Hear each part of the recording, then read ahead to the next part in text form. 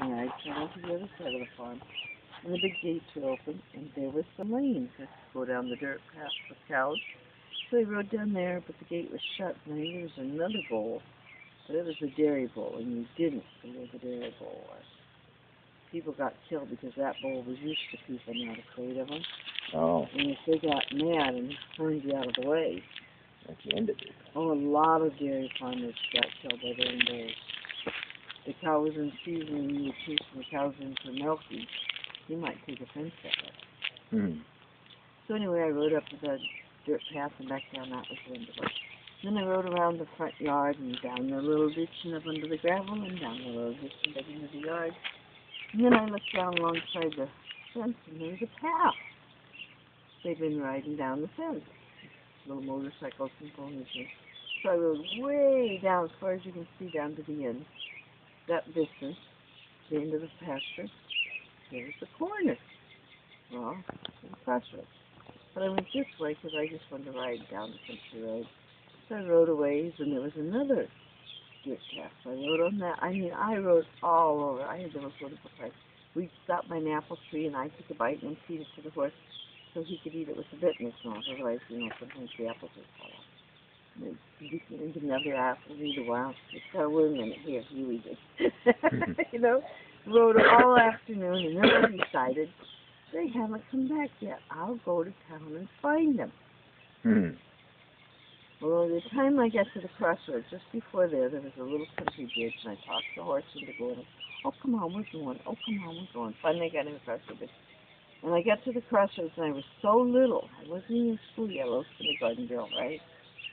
And I realized I don't know which road goes to town. I don't know which road we go on to go. I could get my horse lost. I don't want the horse to be lost. So I turned around and I rode back and just got across the bridge. And here comes somebody in a car, and I mean, small town, no traffic all this afternoon.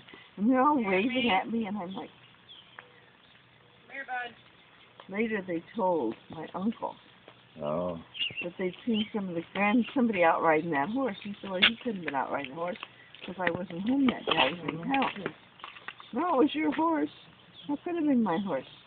They described the markings, and so we see him in the pasture every day. We know it was your horse. Hmm? They never knew for 40 or 45 years that it was me out there riding that horse. Chairman. Did you hear me? So anyway, I get back to the corner, ride back along the fence, right in the front yard. Still nobody sees me. Oh well, I'm getting hungry. And I gotta go to the potty now. Once I get off the horse, I think I'm gonna get back on. So I ride over to the loading chute, get him to go alongside. I bail off, hang the reins up. And then I hang him a little lower, because I don't want to put the twine around his neck again. He might not want to go back to the pasture. Yep. And I got a few apples left, so we go over to the gate. He goes to the gate. I give him the apples. And when I was up in the loading chute, that's when I noticed that his toes were down at my feet, and his ears were right here. So you can imagine how little I was that horse. And I take him into the pasture, and I knew Uncle had showed us how you put your hand on their nose, because they have their space behind their teeth. And if you just rip the bridle off, well, the bit's stuck here. And you have the bridle down here, and he puts his head up, and he's going to get hurt. He's going to put the bridle on. I was very careful to get it off, Keep the reins around his neck until I got it off. And I let go of him, and I stood there and fed him some more apples. I can't have any more. My belly's full. So then I went up to the outhouse to go potty. It's just, like there's the door, there's the outhouse. And I'm sitting there thinking, I can't get back up the window. How am I going to get in the house?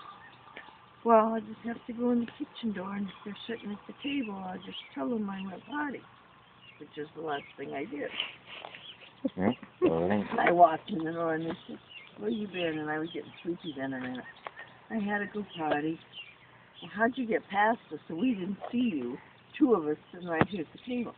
And I said, I had to go outside to go potty.